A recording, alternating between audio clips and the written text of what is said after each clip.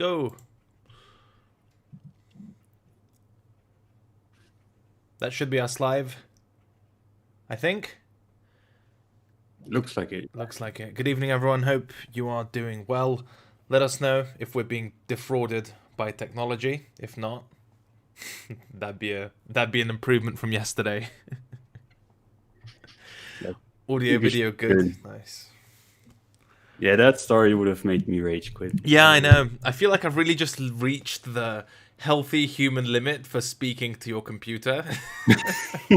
Like, whatever that number is, I'm sure I'm well over it, so...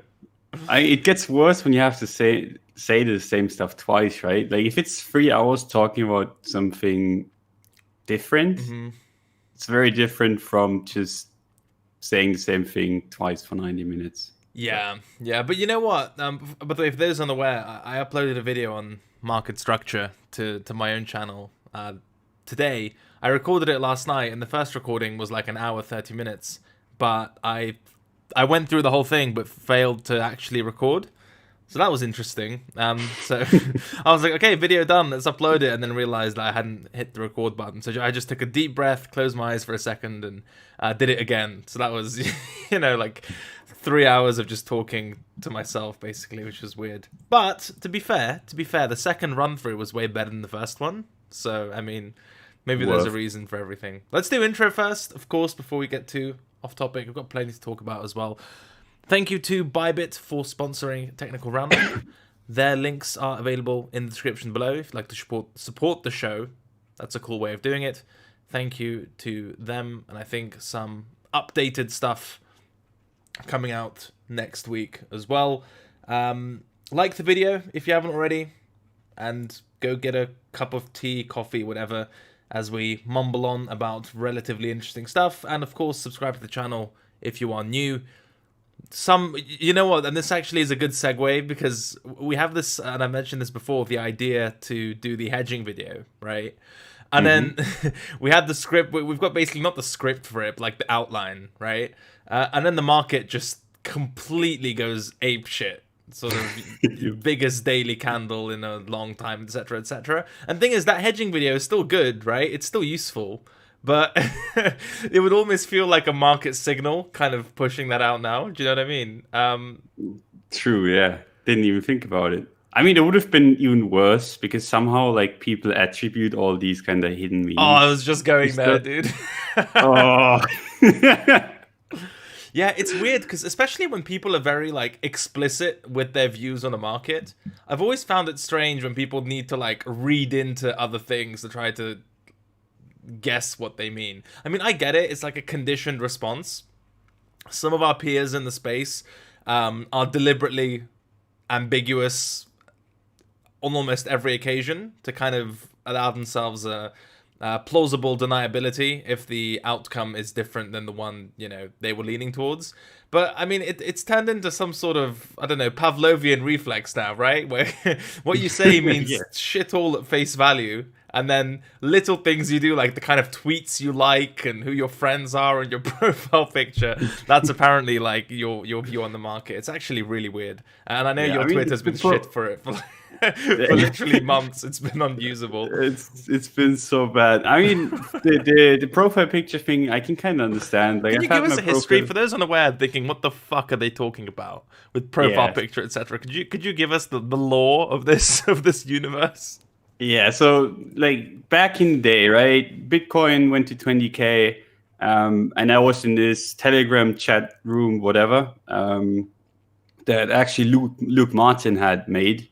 And I chatted with these people, and they were like, it's going to 200, 300, 400,000. And I was just like, you guys are getting ridiculous. This is stupid. And I got more and more angry for some reason, because like I started getting bearish, and you see all these people like posting like the most ridiculous targets. So it's like, what's the best kind of way to express it? And then the market broke down, bounced, went to like 10K. And I was just like, okay, if I want to show it on Twitter, like if I'm bearish or like how bearish I am, I'm just gonna, as a joke, turn the profile picture upside down. And that's what I did back at 10K. And then, as we know, like it went back to 6, then back to like almost 10 again, back to 6, and then bounced back and forth. And every time I kind of saw a top coming, just because it was a funny joke, I just turned the profile picture around. And it kept on working, right? So it kind of got this religious cult following. And I mean, that's not how trading works, right? If you're just like, if you're having a 100% strike rate, that's weird, right? So for some reason, like people are like, holy shit, this is insane. Just always trade that way, right? So it got this kind of cult following. I turned it back up right down at the lows back then at 4K. And yeah, from then on, it's pretty much been, okay, I don't turn the profile picture whenever we go high and people want to see it sell off, or the opposite way. And I've kind of grown sick and tired of it for a long time now, because I mean, one, it's like you can't really tell like what you're actually thinking with it, right? And two, you kind of get people just DMing you or like privately messaging you, why haven't you done this? Turn your profile picture like this and this way. And it's kind of, when you think about it, it gets really ridiculous, right? Just talking about the profile picture super like weird, that. right? Like people subscribe to market data, I don't know, get information elsewhere, trade themselves. Like, oh, so you bullish, bearish Bitcoin? It's like, yeah, well, this one duck on the internet, his profile picture is like an upside down, and he's a cartoon. Yeah. So I think we're fucked. It's like, okay, this is a Yeah. really weird way to look at markets. But the joke, this funny side aside, it created a total shithole out of your Twitter experience for like the longest time, right? Because you turn it upright, turn it sideways, whatever. I think every single tweet, I was just spamming you on Discord in disbelief, because you'd have like at least 3 or 4 people being like, oh lol, finally, or you changed at the top, or bullish on the way up, or whatever, bearish on the way up. It's super weird. I mean, the strike rate of it is insane. So I'm kind of sad to see it go. Yeah, but you're only as good as your last trade, right? By definition. Yeah, but yeah, I'm really fucking tired of it, because it's kind of like at this stage, like I turned it back, like I've turned it down at like 10K, went to 12, and I got a lot, like insane amounts of shit thrown at me, even though like there was not really anything invalidated. And then went back to 10. I was just like, okay, I'm so done with this. I could see a bottom here. That's a nice exit for me to kind of never turn this thing again. So I don't have to deal with this ever again, because people really got toxic for some reason, like expecting this and this and this, and kind of like, if the market does poorly, it's your fault because of this. And it's your fault. Yeah, that's amazing. I was getting like really tired of it. So I was just like, okay, I'm going to put it sideways. I could see this range here anyway. Like I was expecting a more lengthy consolidation. That didn't turn out to be the case, but I was like, I'm totally done with this. I'm just not going to turn it again, because sideways, like, one could mean market just goes sideways. 2 could just mean I don't give a fuck, right? It's just like, I have no opinion or like no whatever, right? Yeah. But for some reason that was kind of turned into, okay, sideways means you're bearish. And then I got the entire way up, I got like daily like 10, 15, 20 messages about like, okay, what is this? And I kept on explaining on Twitter that I was just done turning it. But I mean, Twitter's vast, right? And not everyone sees tweets. So it's kind of like people just kept on trickling in, being like, dude, what are you doing? You're still sideways. You're still expecting a sideways market, without consuming any of my other media. So I kind of like, yeah, I'm tired of it. So I just expected, I was just like, okay, I'm just going to turn it upside, like the normal kind of way. Just leave it like that. Doesn't mean anything. It's just such a shitty mechanism, right? I mean, there are 2 points which stand out to me. One is like red dot is the same thing, right? He copied me, green. Kinda. What's up? Yeah, he copied me on that. Yeah. But like, it's generally he turned green at like one of the tops, and then we nuked, etc. And then now he's in a similar boat. He like turned it back and saying, no, I'm just a red dot, and then people are kind of laughing at him for a similar reason. So I guess point number 1 is just don't fuck with your profile picture as a market insight sort of thing. Second of all, and this is slightly less, I don't know, it sucks, is people just build cult heroes out of traders who catch a significant portion of a trend or a range, and then literally they get worshipped. So whatever they do, they can't fart in the wrong place. It'll smell of roses, right? And then the one time they get it wrong, you'll see that same attention and that same, that same engagement, whatever, that same emotional involvement sticks around, except it flips a full 180. And it's just those same people, and even new people who are kind of watching from the sidelines, not believing it, or like being on the other side, then they see that weakness and pile in. I mean, Jack is an example of that, right? I think he was like pretty bullish at the lows, like when we nuked, and then his targeting was pretty bullish as well, like 12, 13, much higher than what most people were looking at. And then whatever, I think he shorted the bearish retest at like all the way 18, right? After being bullish at 4 till God knows when. And then that's it. I was monitoring his Twitter and it was the most miserable thing I've ever fucking seen. Just a complete shit show. And then you have to ask, what's the incentive for people to start posting their trade ideas or just analysis if those are the stakes, right? So like we criticize as a community people who are like, oh, maybe up, maybe down, or oh, I didn't say this, I didn't get confirmation, I was hedged, etc. But then you look at what we do to people who are directional and do super well, but then they get it wrong, and then you kind of start to understand that it makes sense that people just turn to shit posting or ambiguity or whatever, Yeah, even more so because the notion of you have to catch every move. But at best, like if you're not catching it with like 10x leverage, I mean, you might as well quit. That kind of thinking is, I feel like, very rampant right now. Yeah, and it's just the wrong way to approach anything in life, really. Like if you're chasing it and just trying to make it really, really quick, just usually doesn't work out. So I don't know. It's just trading being the least team sporty endeavor, I think, amongst all of them, which is what makes it super weird. Memes on Wheels says, I saw someone get a reply saying, I will hold you personally accountable if I lose money on this trade. That sort of shit is terrifying. And what I've also always found hilarious is that if you like give a signal or like a call or a bit of analysis, whatever, and it works out and people trade off of it, like they make money and they keep the money, right? It's like, well, yeah, that's kind of what I'm on Twitter for. I got signals and it worked. But they don't promise you like some of the profit or anything like that, right? But if you lose, then it's suddenly your fault, and then the language seems to imply that you share that loss with them because they, you somehow force them to follow you. It just doesn't make any sense, right? So if I win, it's all me. If I lose, it's on you. It's like, where else do you see that in life? It's so fucking weird. For some reason, I don't know why, but I think it's kind of like the Twitter black and white mentality. You always kind of have to be in one side or the other. Because something that I've noticed is that for some reason, like there's a lot of traders that just get lumped in one direction or the other. Like this guy's always bearish, this guy's always bullish.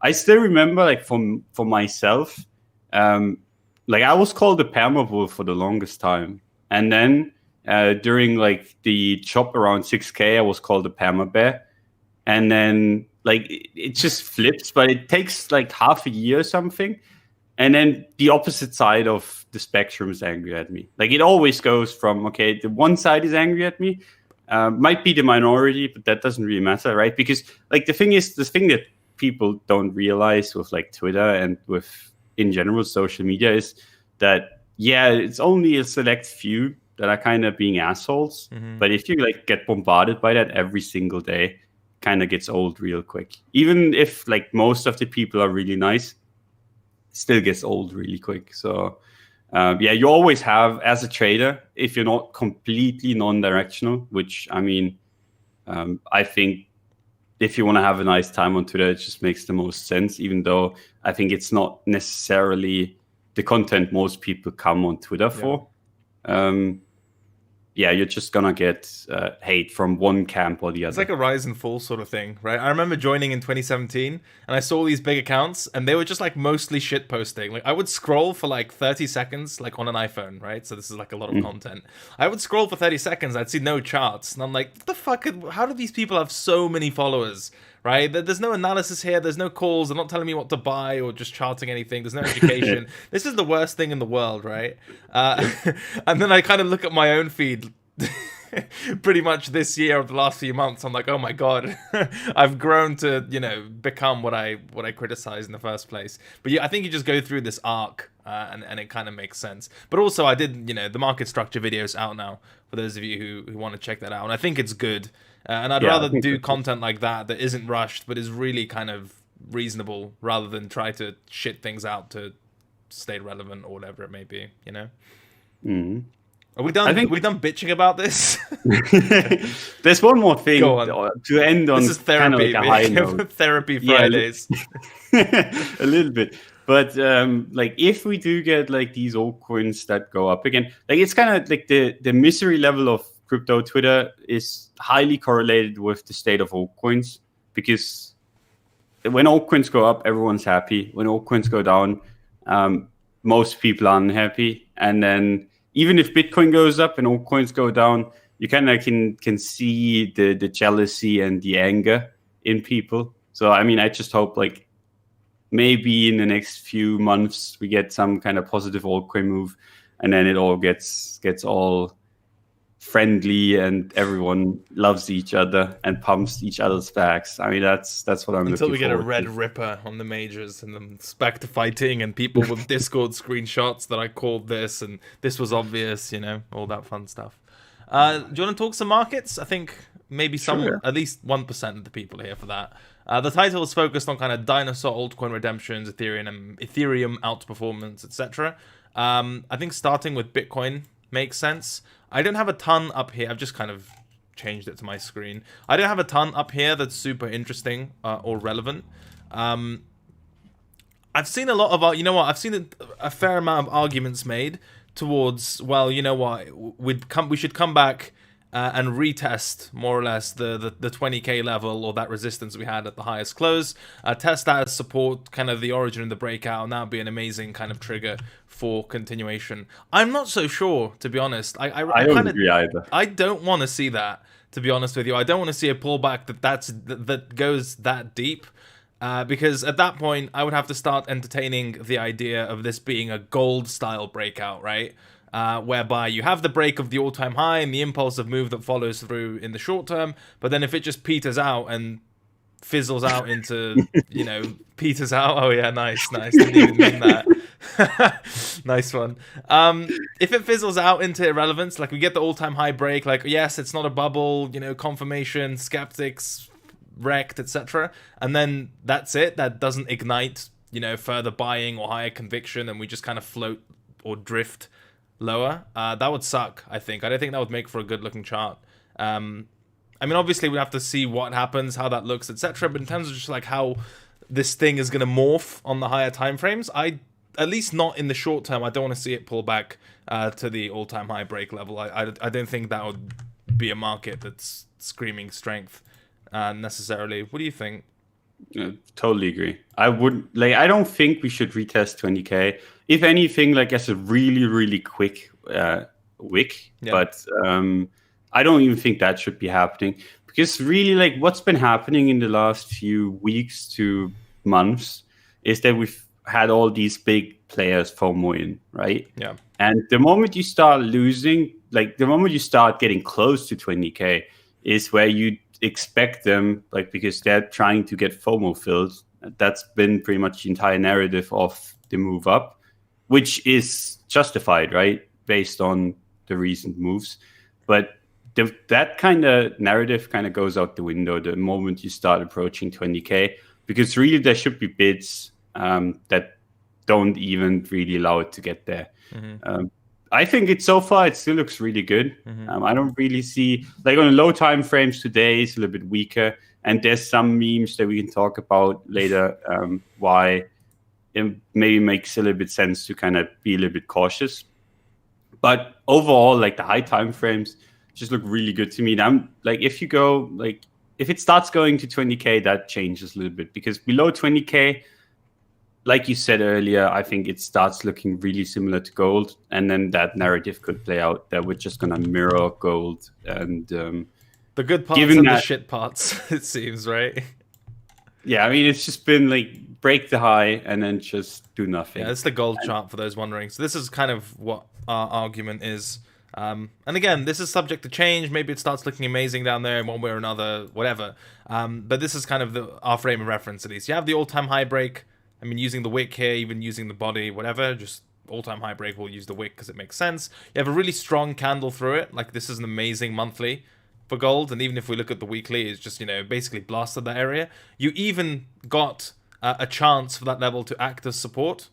I mean, which in itself, I know this is more duck-esque than something I subscribe to, but a lot of the time, and I'm warming to this idea, that immediate retest can itself be a sort of red flag, even if, especially if it's not kind of instant, because if the market's super bullish, I mean, those fills should be sending, prices way higher. But yeah, the basic idea was, had this all-time high breakout in gold. You even got the retest for those, arguing it needs to confirm whatever that means, and then it just basically failed, and it's in this weird spot now where the all-time high break kind of just looks like a piece of shit, and it bounced off of a decent level closer to 1800 more or less. Yeah. So we kind of don't want to see that for Bitcoin. The significant all-time high break, which for us would be through 20k, ideally just bloody keeps going, to be honest. Maybe forms a range at a higher price, 21, 22, some sort of consolidation here I'd be fine with. I just really don't think, or I wouldn't be immediately fond of a retest, especially a quick one, so to speak. If it comes back later, maybe, whatever, that's fine. But I just don't want this to be a break and then we immediately pull back to the all-time high retest event. I don't know, not great. It's kind of like the 6K break, I would say, if you want to compare it to any. Should I screen share? Yeah, sure.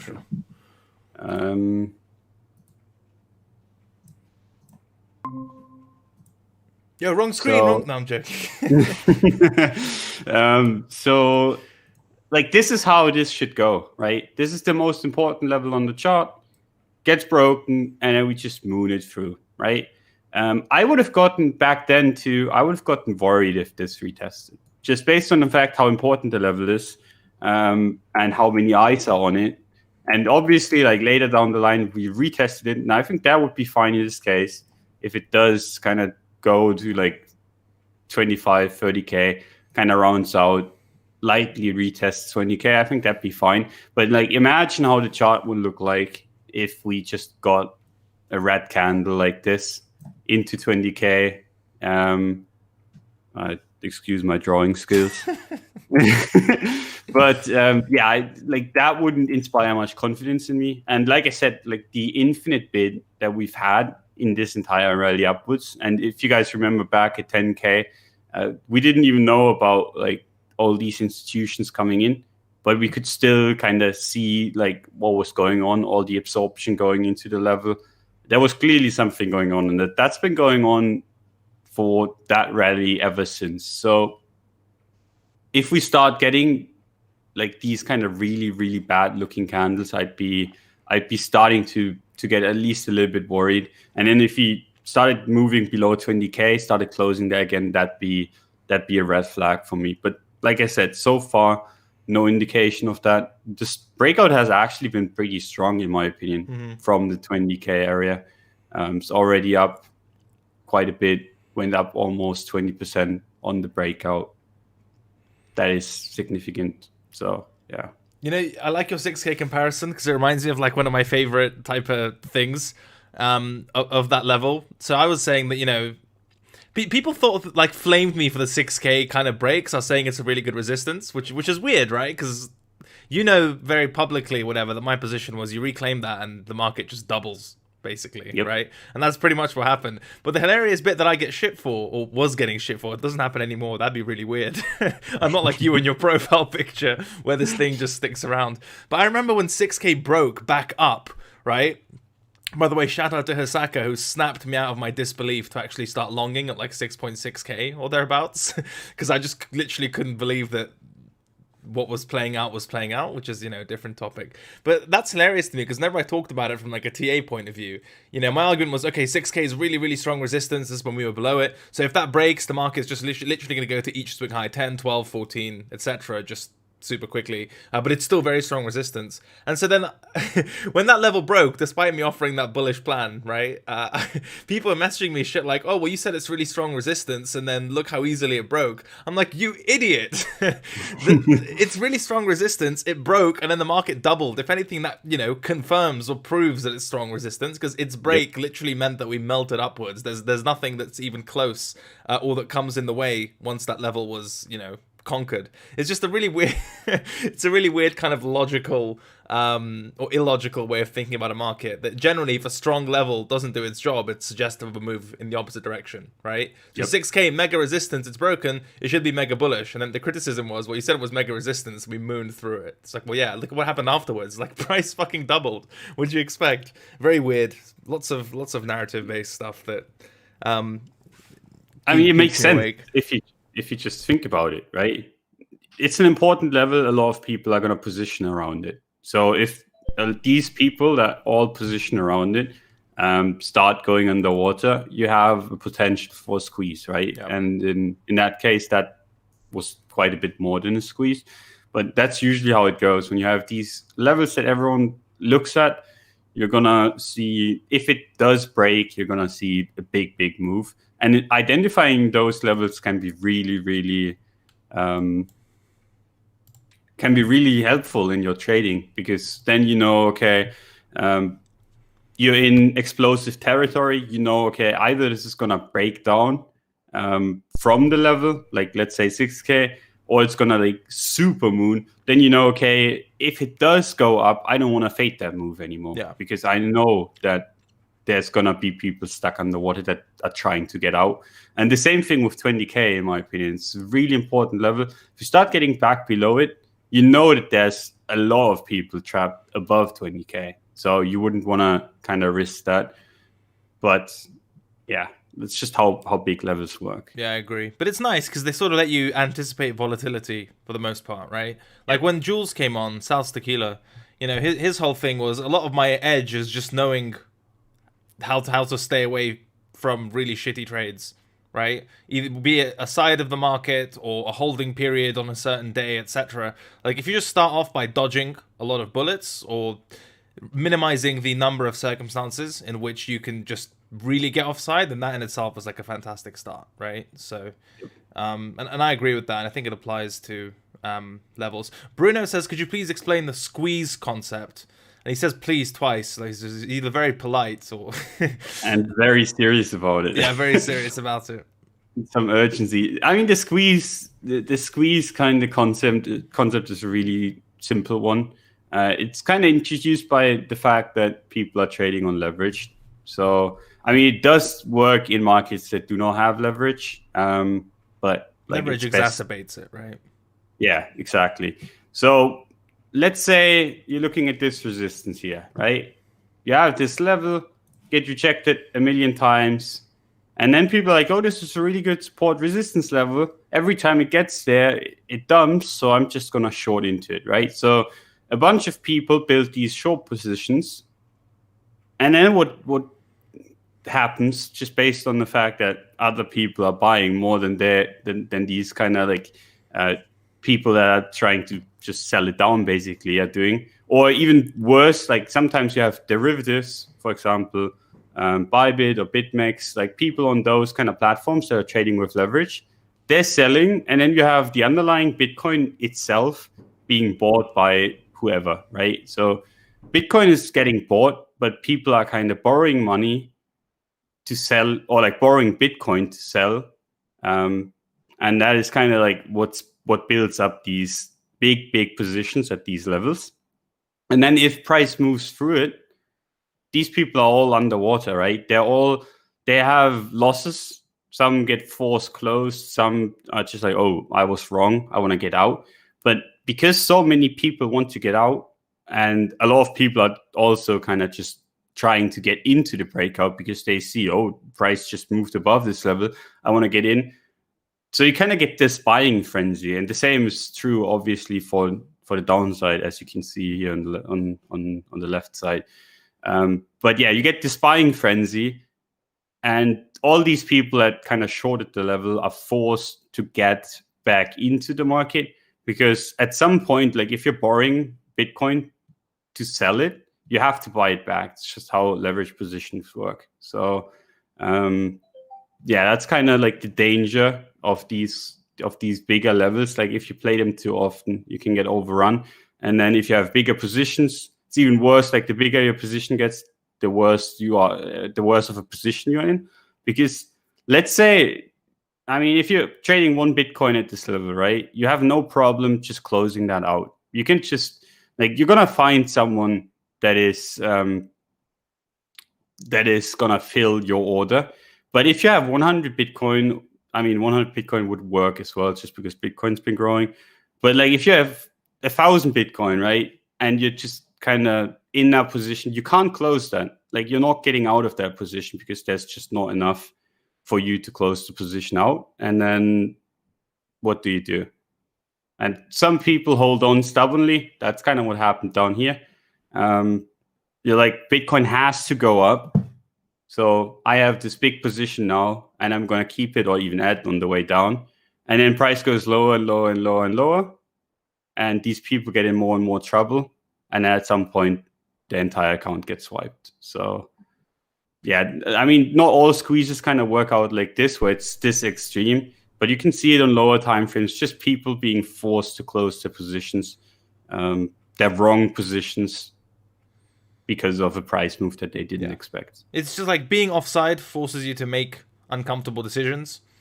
If you're in a long and you're offside and you need to puke it, so cut it, reduce it, whatever, or if it's worse, you're getting liquidated, longs closing, especially if it's a stop market order, will become an order to sell, right? And vice versa as well. If you're in a short and you're offside and you're either getting liquidated, you need to puke it, or you're getting stopped out, shorts closing become orders to buy at market. So they're usually just, those on the wrong side of the market having to make difficult decisions about their positions, forcibly or not, just adds fuel, so to speak, to the other side. So not only do you have fresh buyers at the level, but then those who are trapped on the wrong side of the level turn into buyers, willingly or unwillingly. Yeah. And then there's traders like us, or even like there's a bunch of bigger fish in the ocean that are just abusing the fact that people are offside. And that's something that you see often at least local bottoms and tops. So you can kind of figure out where people get in and where people get out and where they're in trouble, just based on a lot of, I mean, in crypto, if you really try, there's a lot of data that you can get nowhere else, right? You can get a lot of info on what people are doing on the chain. You can kind of see when they're getting into a trade, how much they're getting into a trade with, all that kind of stuff you can kind of figure out.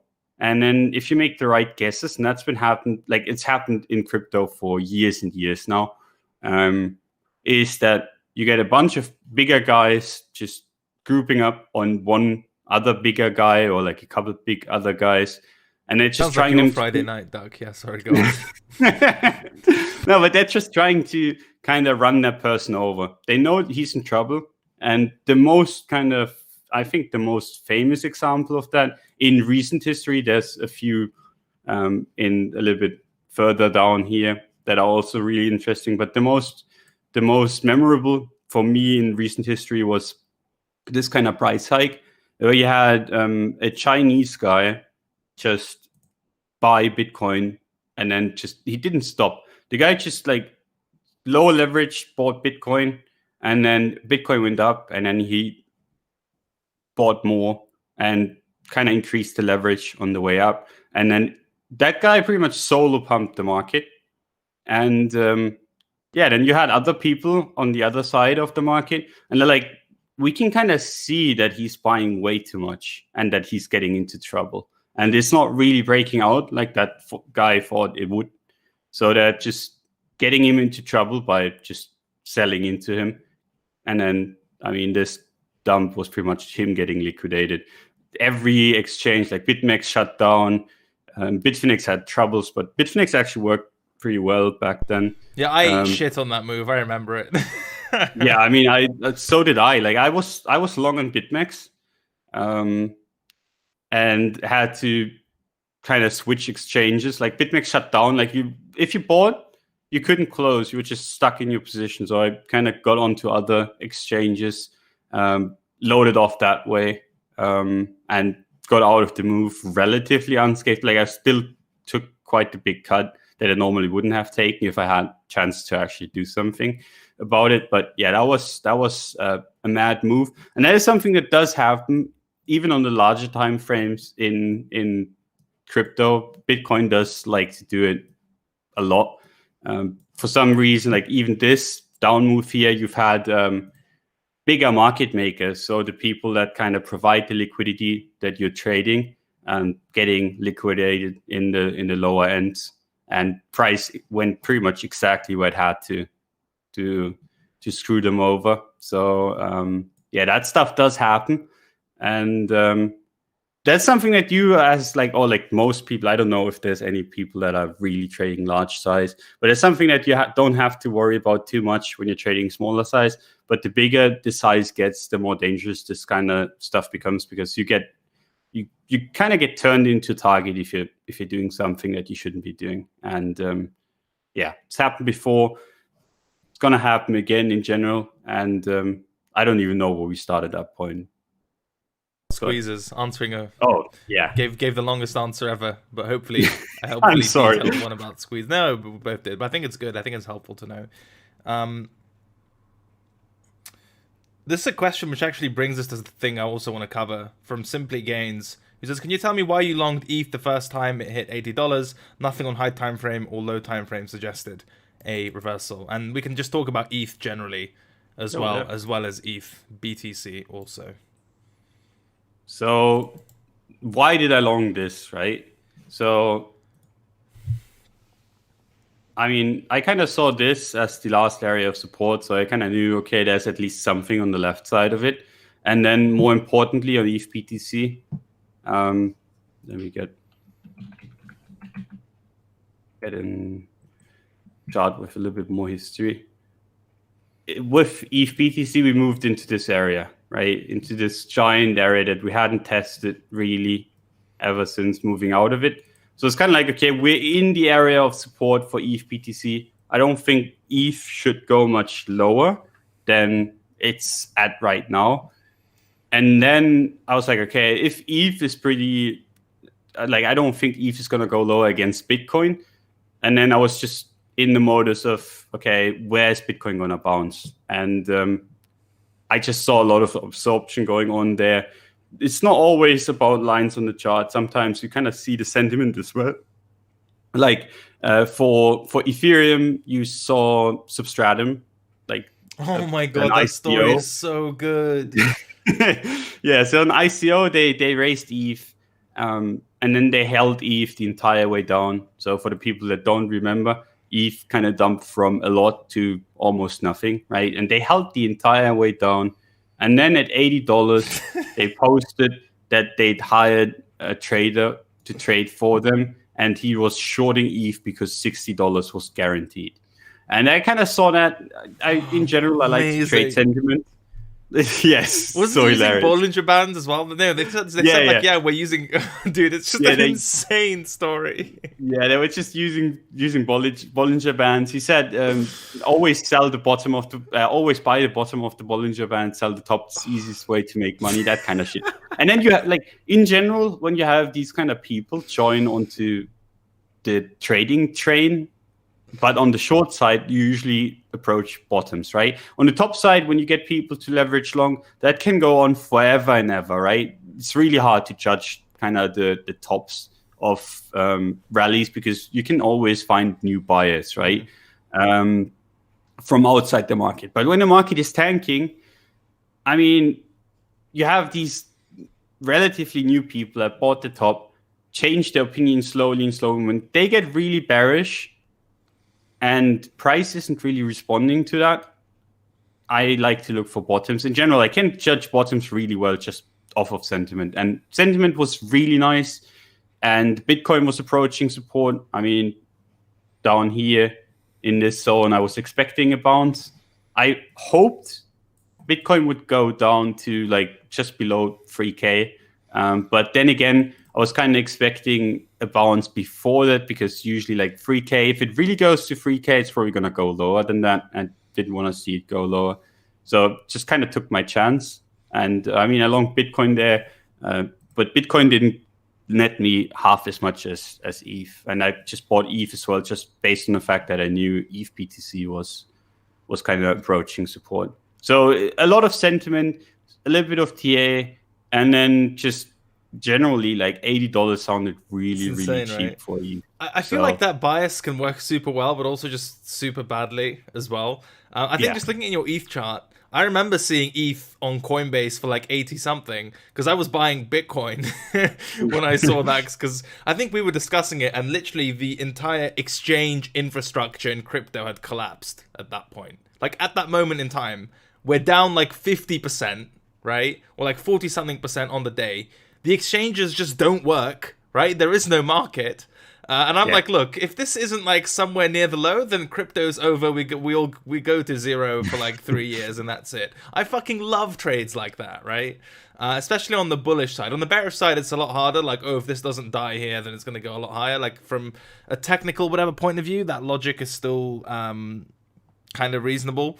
But I think on the downside on crypto, it tends to be amazing. At least a lot of my good trades come from that. Like, okay, if we didn't bounce here, then this thing dies like 20%, 10%, 50%. And you get some pretty nice trades off of that. But that, when you get the added confluence of that substratum story type of thing, they held from 1,000 whatever, like over 1,000 ETH down to under 100, and then they start selling. I mean, it's perfect, right? It's fucking perfect. Yeah, and it was not just them. Like, people kind of make fun of them now. I think a lot of people are making fun of them to kind of hide how bearish they were at the low. Because, like, I mean, Twitter, and I still, that's the good part about Twitter, right? I still have that post where I said, oh, I'm longing ETH here at 80. And if you scroll through the comments, I mean, that was like where I was, okay, I'm gonna have to go really heavy on this, because 9 out of 10 comments were, I mean, we're just saying, yeah, you're gonna lose all your money. And that was after a drop like this.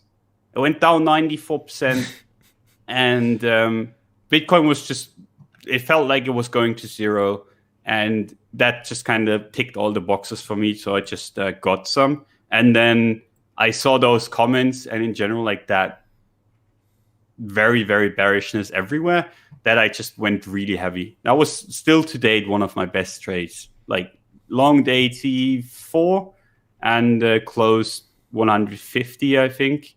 And doesn't look like much now, but I went really, really heavy. Like, that was one of the heaviest trades that I took in a long while, in comparison to price. Like, right now at 600, it's obviously like the USD terms aren't like insane, but like the double there. And the good thing is, back then, like, you were trading Quanto.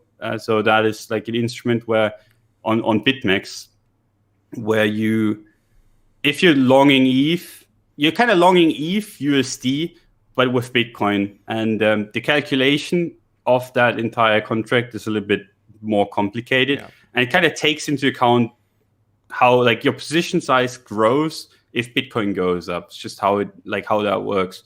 So in that kind of instance, Bitcoin went up really hard and ETH went up even harder. So it kind of like the position grew, and it's just, that was insane. And the only reason why I didn't hold that for way longer was because funding was so expensive.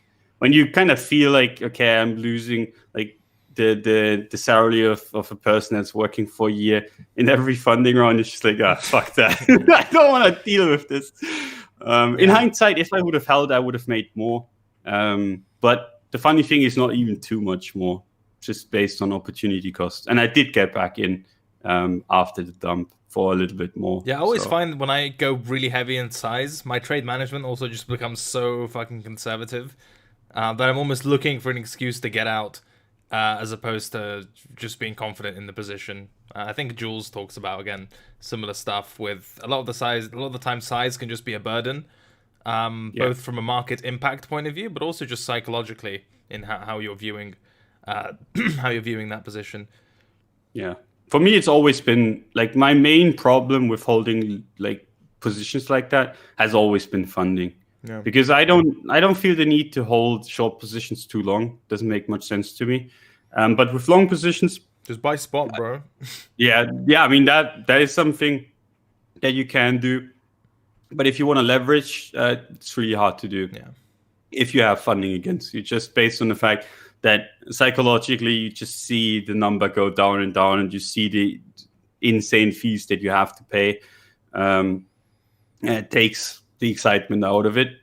But the crazy part about this rally is that funding hasn't been a problem. Yeah. So if you longed this and just stayed long, and I mean, my hat's off to the people that did it. Like, I was just not in the mindset to do that. I was wrong for a good part of this move. Got the bottom, but didn't get, like not on ETH, but on Bitcoin, but didn't get nearly as much out of the move as I should have. But yeah, I know a few people that just held for crazy amounts of time. I mean, Loomda, for example, went on and on, just all in longed, and then held it for ages. Well, I was like, dude, you got to take profits at some point, but just never did. And then he did at 10-ish K, and it just doubled again. So I mean, yeah, that's the crazy part, right? Yeah, that's just crypto in a nutshell. Do you have a view on ETH where it is right now? I'm just opening up my. I want to cover ETH USD, ETH BTC, and then if we have time, some of the altcoins as well. Yeah. Limitless Sandy says, I remember both of you said ETH looks shitty a couple months ago. Lol, okay, still love you guys. I mean, ETH did look shitty a couple of months ago, so I don't know why that's presented as a kind of gotcha. My system, at the very least, is reasonably consistent insofar as how I interpret what price does at certain levels. And the prevailing, for me, interpretation then was that you had the breakout attempt, you had resistance, and until that was invalidated, that would be the dominant play or the more obvious thing. And it got invalidated. So, yeah, it did look shitty, and then it stopped looking shitty. Yeah. Yeah. I mean, it's not like I kept shorting on the way up. I actually longed ETH, just my timing was off. So, yes, indeed, ETH did look like shit. We said so, and then that was wrong. Fascinating conclusions. Glad you still love us, whatever that means, but I mean, yeah, I don't know, very strange. With regard to where it is right now, I think the monthly levels, I mean, any skepticism is understandable, but it's kind of reached the other side of the range now, right? Something we talked about as the invalidation scenario one way or another for that level, or at least I think newsletter has that level as well. Whereas the lowest close is the kind of range low, and then on the other side, you've got the highest close in the form of the range high, and then that's where price has kind of wicked and reached at the moment. So that's cool. That's kind of a range to range move complete. I mean, there's still 2 weeks left in this monthly, and then God knows how long. And even if the market cares about this kind of overhead level, especially with ETH BTC being at support, but I've made no secret of the fact that I'm not totally in love with, or wasn't totally in love with the technical structures until it either pulled back to that sort of higher time frame breakout level in mid 400s, or came into this higher time frame top of the range at 700 odd. So we're much closer to resistance than we are to support at the moment. But yeah, no hugely compelling views here. I think if Bitcoin keeps doing what it's doing, if the market is generally bullish, altcoin, I mean, we've already seen signs of risk appetite on altcoins. I just wouldn't be a huge fan of being bearish ETH generally. The only thing that could potentially trigger that, or at the very least, I'd need to see like a daily either loss of support or break in market structure. Again, something we wrote about in the newsletter with regard to this new higher low at 530, 540. As long as that's intact, then it looks fine. Even despite, I mean, from a risk reward point of view, yes, at resistance, etc. But focused on the more kind of zoomed out view, looks fine as long as that daily structure remains intact. I mean, at resistance now, but I'm not one I'm screaming to sell, because I mean generally monthly levels don't work that way for me. What about you? What do you think of ETH? I mean, honestly, like I hate to say this after having said I was wrong about ETH, while I was like expecting it to go down. But like I don't really see the reason for me to be super bullish ETH, based on the fact that we've talked about this, and I'm pretty sure I've talked about this in pretty much every stream in the last 8 weeks. Yeah, that stupid box. Yeah. That I want to see ETH move above this box. Like, it's not a tall order, right? That was literally like a few percent away. Never happened. So I don't think, like, until it does, I don't think it makes much sense for me, at least for me personally, to kind of position myself for ETH strength against Bitcoin. Like, if I want to get a long on anything, when ETH BTC looks like this, and yes, there is an inverse head and shoulder potential there, but I think that needs some confirmation that is actually going to play out. And the confirmation for the traditional chart is it's going to be a move up here and then a breakthrough. I think at that point you kind of missed like most of the move already. But I want to see at least this confirmation where we're actually breaking through resistance. That could happen anytime. Crypto moves fast, even more when Bitcoin's trading at all-time high, but right now, like ETH BTC, looking kind of mad to me. I don't really see the need to FOMO into it. Do you like this weekly retest? Like your green box, basically? The problem is that it shouldn't have happened, in my opinion. Right. Like, we've already tested this. Like, if you want to play the retest of this level, do it once. And then kind of what happened, right? We had this nice test. We had this nice kind of reclaim into the trading range. Never really materialized anything. And I'm going to watch ETH. If it does close above this box, it's kind of like I'm lowering the threshold for me to get at least somewhat cautiously bullish. If it does get back above this box during the next few days towards the weekly close, then I'm going to look at it, see if I can maybe get a position into ETH. But until it does that, I think the monthly looks just too bearish. And the weekly doesn't look good either, I think, if it does close down here. So if it does close back above, more than happy to take a position. But I think that it just makes sense to be a little bit cautious. And if you're thinking about, like, in general, like what's ETH been doing, it's just been going sideways, right? Like, we've had this shakeout to the downside. That's a pretty big shakeout. But in general, like, we've been ranging in here with a little bit of ranging below the trading range, which is nice. But I still think there's a decent chance that we go a little bit lower. And not calling for a breakdown here. But, even if it does, like, go sideways here forever and then go up, right? I think there's other potential, or like better setups at least in other altcoins. I've been trading Litecoin, I've been trading XRP. That's been reacting to Bitcoin moves much better. So I'm just like, if I want to trade something, I want to trade strength. And ETH's not been showing strength in comparison to the altcoins. So that's kind of like my view on ETH. ETH USD, I don't really have a view on this. The weekly is middle of nowhere for me. The monthly, I hadn't even taken a look at it for a long time. But yeah, this is at resistance. I don't really want to short in general, just based on the fact that Bitcoin has this infinite bid, but I wouldn't want to long into that resistance either. So, like, ETH is a lot more difficult, I think, than Bitcoin. And when I have like very clear-cut setups on other altcoins, I just prefer looking at them and trading them, because, like, yeah, this could go up, but I wouldn't know where to put my invalidation, where to I wouldn't feel safe. It's pretty much it. And really hard to quantify a trade down here, to kind of assume, okay, where's my risk? How much risk am I taking? Whereas, for example, with Litecoin, what I've been trading, there's been a little bit more of strength here, right? So you can kind of see, like, even on the weekly, you've had Litecoin outperform Bitcoin in the breakout week. So Bitcoin, if you remember back, like, even like this candle, we've had this candle on Bitcoin, And Litecoin outperformed that by,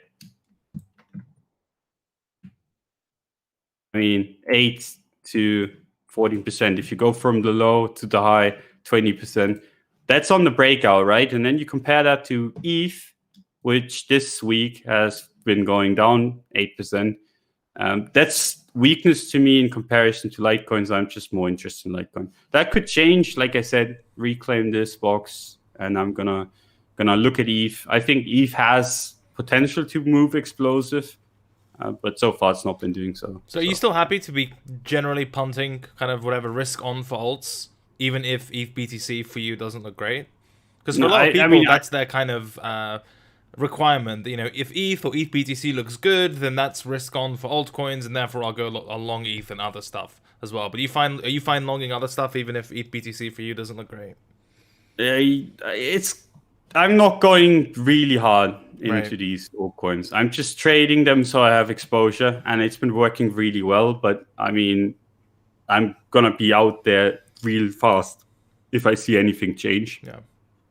But in general, I think the reason why Litecoin and XRP have been this good part of this has been the snapshot airdrop situation. But the reason why Litecoin has been doing so well, I think, is because no one really, most people kind of gave up on Litecoin, right? And now you have these PayPal come in and offer Litecoin, offer the old guard basically. And I mean, it's something that I've been saying for weeks now, even before we had all these announcements. And I mean, so far it's not really played out super bullish, but it's at least played out more bullish than the other ones.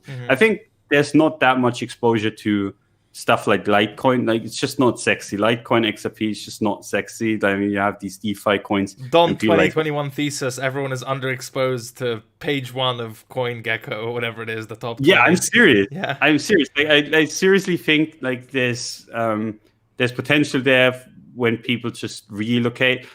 My thesis for Link weakness has been the same thing, right? I've been saying Link has shot to the stars, and now everyone owns Link, or most people do. Most people have a bit of Link, took the rally and really happy now. Whereas with other coins, you don't have that.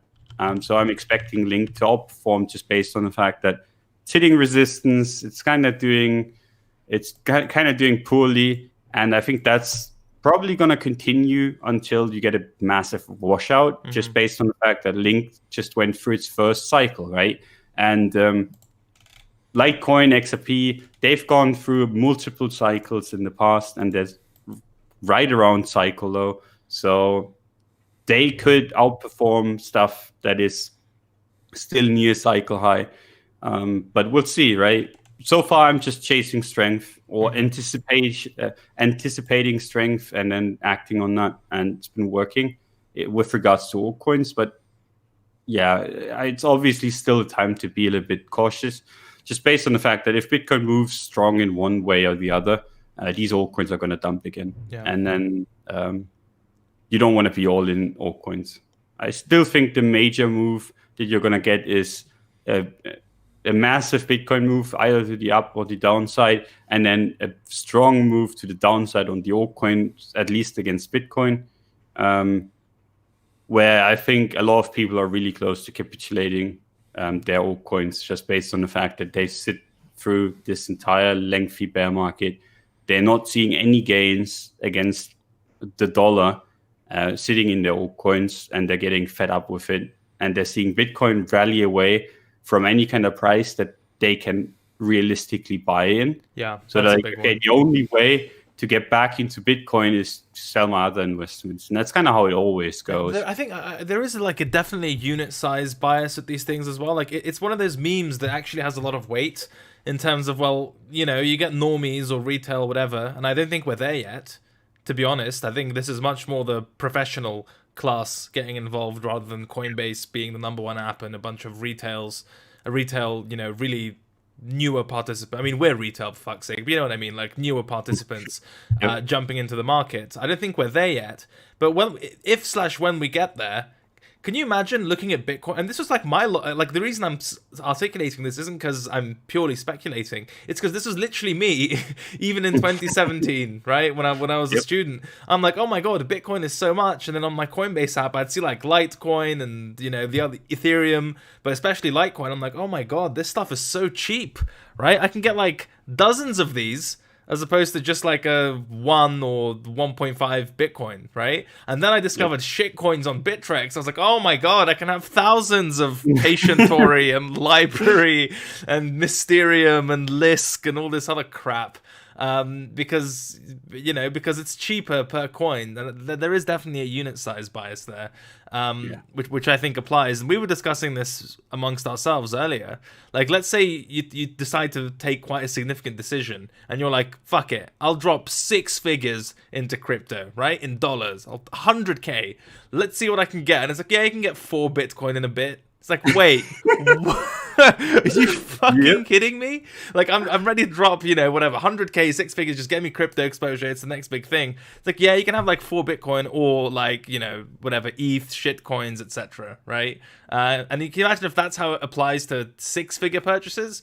When you have people, just kind of the Robin Hood crowd who want to punt some, I don't know, penny stock equivalents, we're dealing with much smaller sums, right? Which makes the case for those altcoins all the more compelling. And again, the ones they're going to see and be aware of, I really think the DeFi stuff is kind of second order / layer of the ecosystem, but the base layer is via the fiat on-ramps, your PayPals, your Coinbases, and that tends to be the old guard, the market cap Dino coins. At least that's how I kind of view these things. But again, my opinion changes, so God knows. I mean, that's kind of my thesis as well. It's easy to buy these. And the thing is, this DeFi stuff, right? It's really exciting. It's really cool. And I think there's going to be a bunch of upside on those if you can kind of figure out what is good and what isn't. The problem with it is that it's complicated. You, like, figuring out what Litecoin is as easy as saying, okay, Litecoin is the silver to Bitcoin's gold.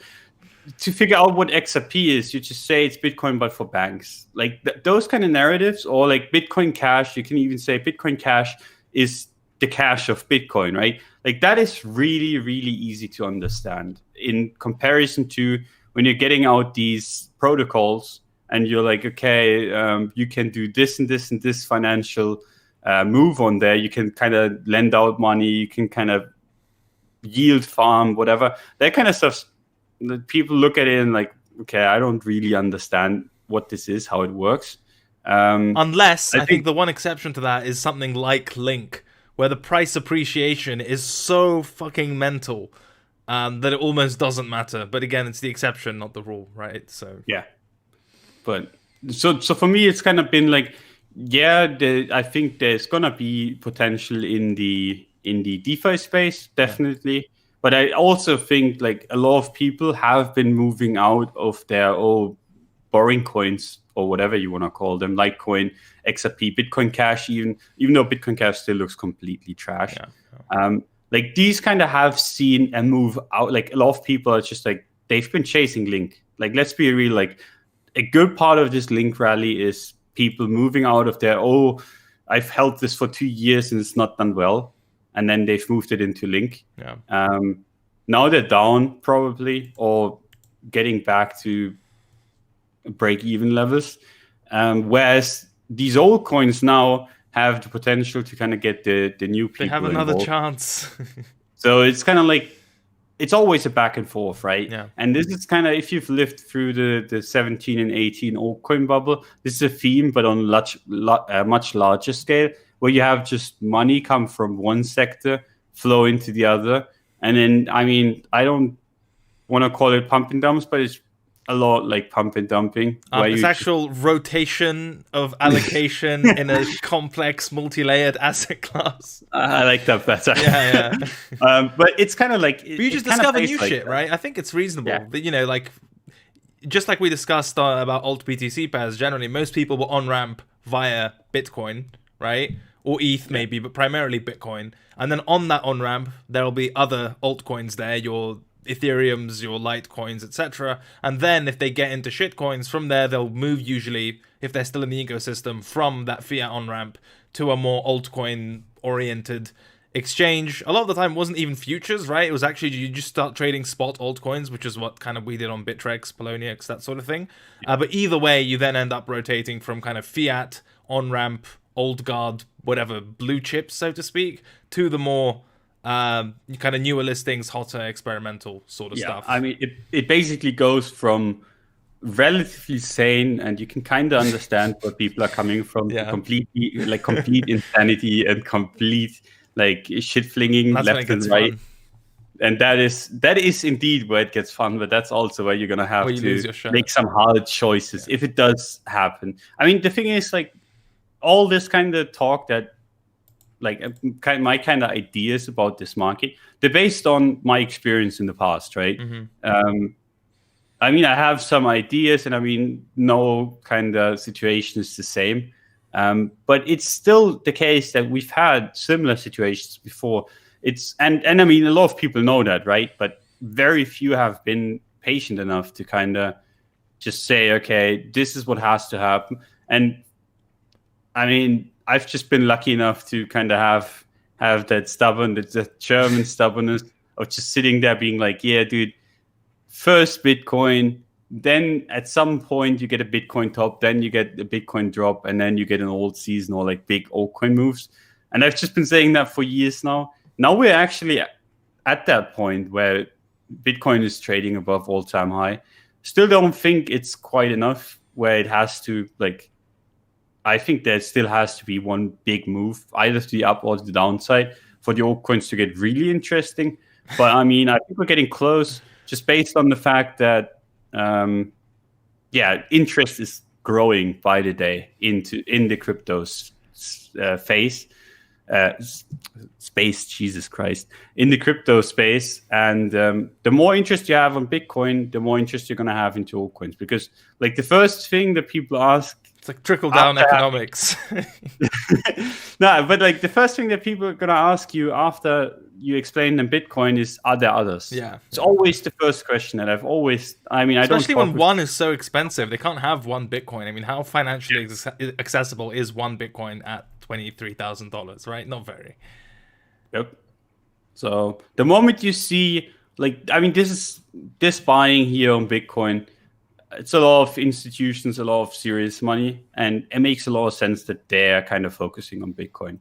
But the moment you see mom and pop kind of jump into the space and do some weird stuff, lend out on Aave or something, yeah, you know that the altcoins are in for a ride. Yeah. So far, it's not really been happening, but the higher the price goes, the more likely it does get. The more eyes on crypto, the more trickle down effect sort of thing. Yep. And then we can long rappel together. The only thing that you're going to have to be a little bit careful of is that if you mistime it by just a tiny bit, you could be down 30, 40, 50%. It's happened before. If you look at Litecoin chart history, and I mean, Litecoin was the one that actually led the last all season, was moving way before anything else. Yeah, I remember that. Would be hilarious if this is the start of it.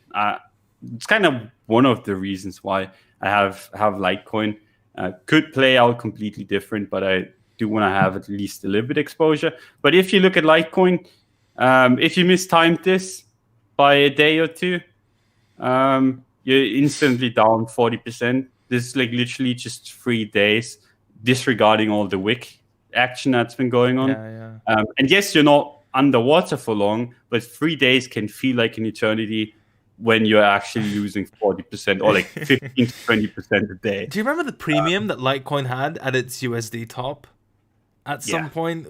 Like, was it on OKEx? I just seem to remember, like, it was something absolutely insane in the USD pair, right? But yeah, I think the leading thing with Litecoin, that'd be really cool if it plays out again.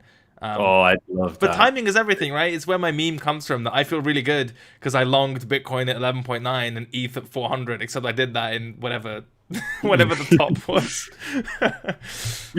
before it actually did one last move down. Yeah, exactly. You don't need to circle it. It's fine. We get it. But no, I wasn't about to.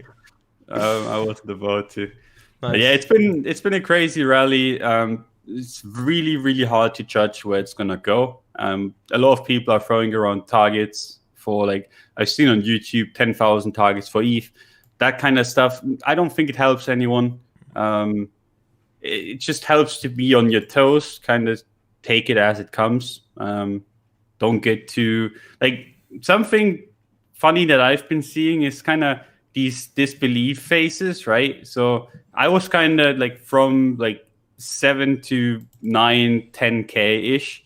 I was like, okay, this is weird. I can't believe that this is happening, right? I was in disbelief there. Shorted here, and then kind of stripped all the disbelief and all the, like, not all, but like some of it anyway, off down here, or like in this area, right? And then, so I had this disbelief phase for a while, and then I look to another friend of mine that's been really bullish from the bottom, and then he gets in a disbelief phase at 14K, and then the same thing at 18K, another friend, and then you have all these, including myself. And I mean, I got lucky here that I actually like picked the one time where we actually had a retrace to short into, like, with a decent sized position. Yeah, that's the one I longed, but yeah, go on. Sorry.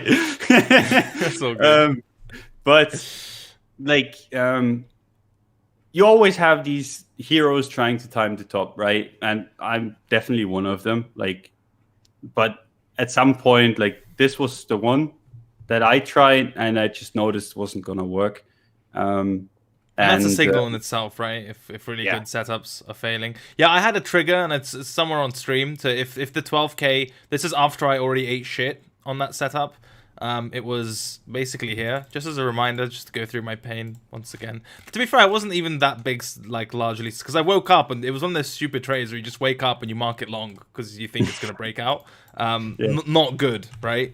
So my entry was literally like on this day here, not on the daily close, but during the course of the day. And my basic idea was, we have this big level of resistance, and I used the candle close. We've already had the fake out above it, and so if we start pushing above it again, right, then that's bullish, especially getting back above this consolidation. Markets don't usually fake out twice, so I was literally just hoping to buy somewhere in this daily candle and for it to end up looking like this, basically. And I ate shit. My exit was actually pretty decent, but the idea was just completely wrong, right? And then because of how that level played out, and those from the market structure video will know, this ended up being a kind of highest close type of level, which preceded a big market structure nuke. So my idea was, okay, I still think it's relevant. You know, one thing that I'm reasonably happy with is how I'm more open-minded in the past of still doing business at levels, even if I've been stopped out there before, which is generally good, because again, if I'm trading high time frame stuff, not exactly spoiled for choice. And my basic idea was, highest close is really good resistance. Whenever I got caught on the fake out, it happens. If it closes above here, it's going to get full sent. And I was waiting for the daily close to literally just get something. And it closed, of course, right on top of the level, right? So I'm like, oh, okay, whatever. I'll just check out how it looks tomorrow, etc. And then the next day, it just pentamoons. And yeah, that was my fun experience with this kind of 12K breakout range. And then more or less locked out of a lot of this from a purely whatever higher time frame trading perspective.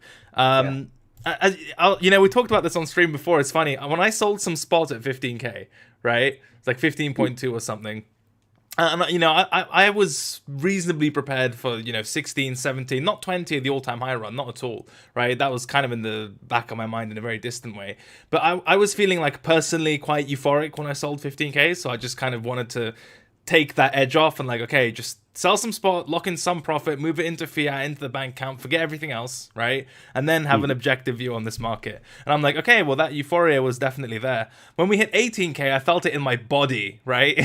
It wasn't just like psychological euphoria. My actual, you know, it's like a body high type of thing, except it was based on euphoria. And I'm like, maybe that's the one I should have waited for. But I didn't do shit on that one. And then the final point where I probably could have screwed myself was if I were to hedge the market structure break at 18.8, but decided not to, given how close we were to all-time high. So yeah, it's been all right.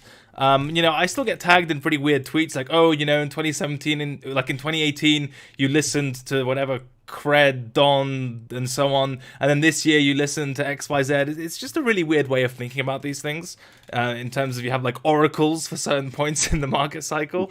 I don't think it's a totally helpful framework, but something to realize if you're listening to this, and Twitter is like a really weird place, echo chambery, Instagram highlight reel, etc. If you've held at least the majority of your spot Bitcoin through a lot of this, you've done really well. Like, straight up, you've done really well in terms of how much you are up for the year, for the month, for the quarter. If you've just avoided either just getting rugged, getting hacked, shorting on leverage, any sort of shit, and you had your spot allocation and you kept most of it, that's a pretty big deal, right? In the S&P, for example, you have this weird statistic about, if you're out of the market on its best days, the annualized returns pretty much go to shit, right? So just keeping your exposure in a market is a big part of, it's a position, right? It's literally a trade. I'm net long Bitcoin. You're not net long Bitcoin if you just kind of hold it somewhere and that exposure isn't hedged with, anything. Like, you're not hedged on inverse futures, you're not buying whatever puts, etc., etc. You're technically benefiting from the long side of the market. So don't be too harsh on yourself if you haven't been copy trading the super 1000% screenshot leverage, etc. You're still in the market. You'll benefit from the upside price action. And if you're there to fight another day and take advantage of the opportunities that follow, give yourself a little pat on the back. But it's not really the time, or it's never really a good time to be, like, managing risk is hard enough, so you don't need to beat yourself up over not making enough, is the point I'm trying to make. Everyone. Twitter is amazing at making you feel guilty for not making enough money, but that's kind of a weird problem to have, I think, for most people listening, Yeah, I totally agree. For me, it's kind of like, in general, like, I wasn't sure where this was gonna go. From like 10K, I was bearish from 12 to 10, and then I didn't necessarily know where it was gonna go. Your profile picture, bro.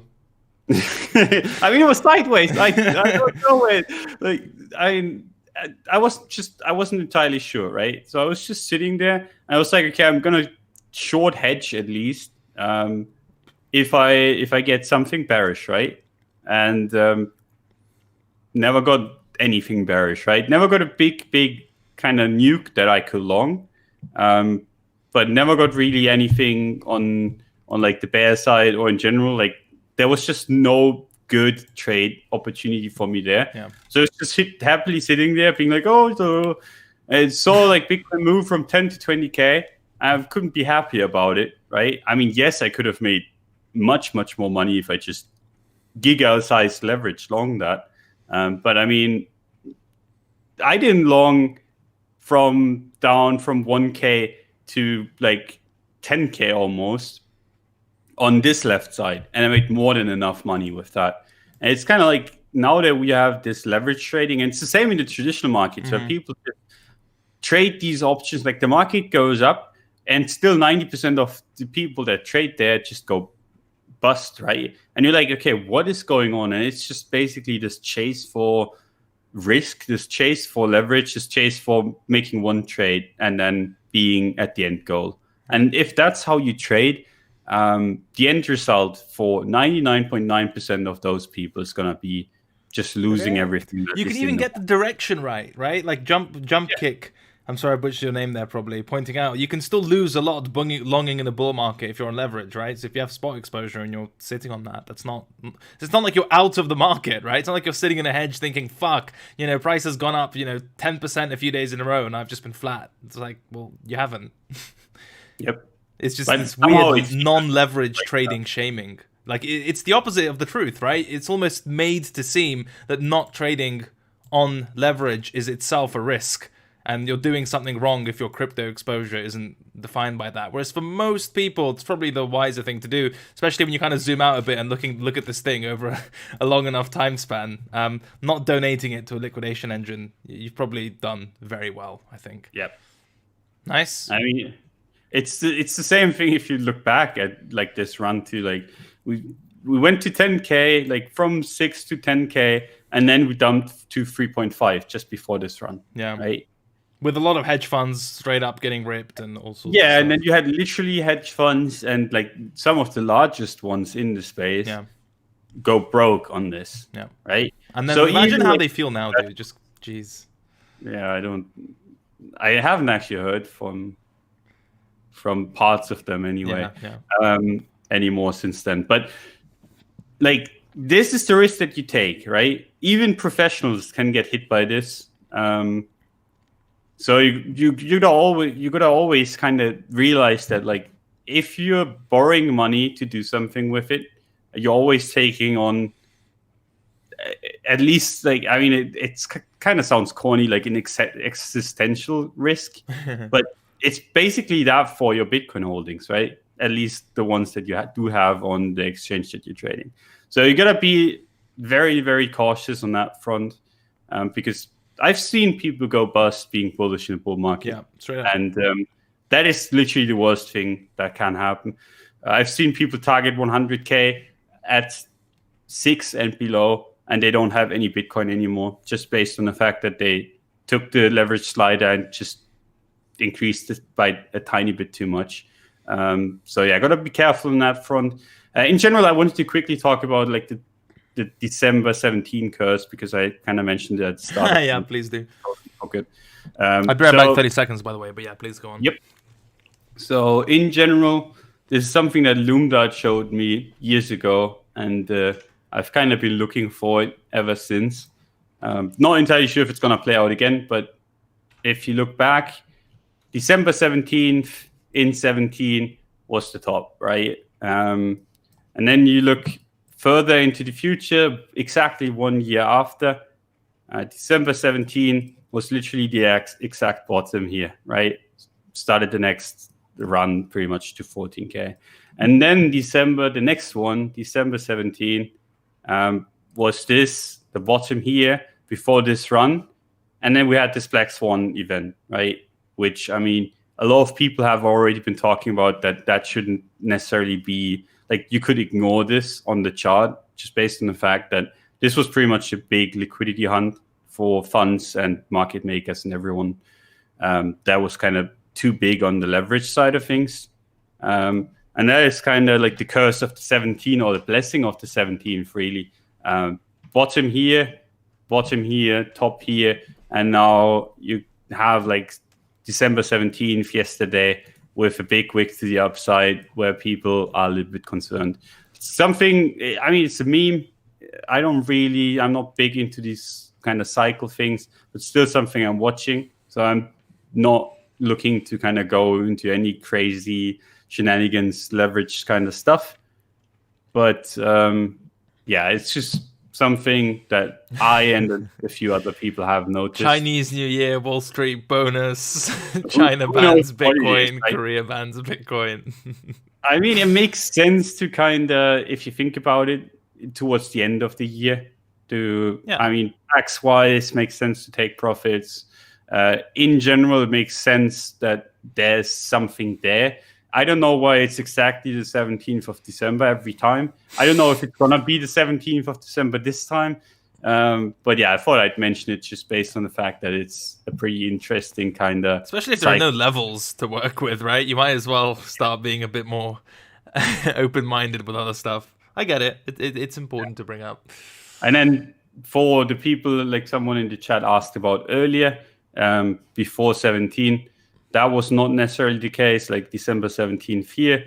That is what you want to see off of this, where you had it kind of be at resistance here, and then it blew to the upside. So you want to have a December like this, where it just goes straight up and fades this, and you don't want to have something like this, or in general, like something like this just on the inverse. I mean, this stuff, right? How I usually try to play these is you see it once, and I mean, that doesn't matter at all, right? Once doesn't really help you because any date would be significant at that point, right? But you see it twice, and you're like, okay, this is interesting. Like if you see something weird like that happen twice, then you almost always get to play it the third time. That is just because other people like you. There's just some people that have a knack for this kind of stuff. And I've kind of like seen this for myself where I'm like, oh, I've seen this before, or this date, I remember this.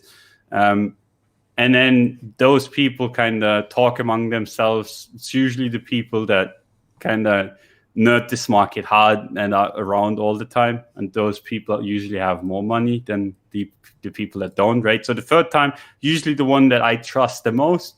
And then afterwards, it gets a little bit less significant with every time, just based on the fact that at some point everyone catches on and then people get punished. But I still think like this isn't really widely talked about. But then again, like it's such a weird meme that I don't know. Like this isn't necessarily something that I would base an entire position around. If anything, taking risk off makes sense to me.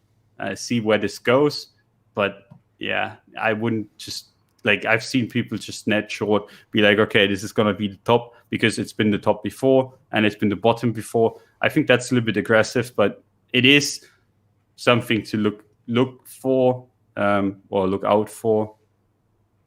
But yeah, I hate the fact that like whenever I post these kind of things, I get titled a bear.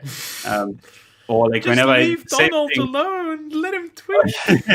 No, but like, and the same thing for the opposite side, right? Because really, like, this is just data that you get. Yeah. And then if someone tells you this, and it's like, oh, look at this is weird. I mean, that's just data, extra data that you have, and you can kind of decide yourself what you want to do. It's like an observation. It's not a call to action. It's a pretty, you'd think, a simple distinction, but apparently not. But yeah, we'll look out for the meme. If it does dump off that, I'll just assume that it's our friends cashing out to buy us Christmas presents, as they bloody well should. So it wouldn't be bad either way. But that's, I think, a lot of content covered. Friday has been thoroughly casualized, and thank you for those of you for sticking around and spending it with us. Like the video before you leave. And thank you, of course, to Bybit for sponsoring Technical Roundup. If you'd like to support the show and support our sponsor, you can do so via the links in the description below. On a final kind of note, 2 things from me, well 3 I suppose. The first is you will see me on Monday for Monday Markets, so would love to have you after the weekend. Second of all, if you haven't watched my market structure video on the Crypto Cred YouTube channel, be sure to check that out. I think it's helpful and ties in a lot of the stuff that we talk about. So if you've got nothing better to do, maybe worth your time. Lastly, and this is about Technical Roundup, the newsletter, in the coming days we're working on really changing it up in terms of its content, structure, and just how we approach it generally to make it more, just make it better. Less kind of boring copy-paste, updating it like some kind of report, and more like a newsletter with actual articles and up-to-date stuff and new coins, etc. that you want to read. So that's something to look forward to for this Tuesday as well. So eyes peeled, I suppose, for the first half of next week. Anything else stuck?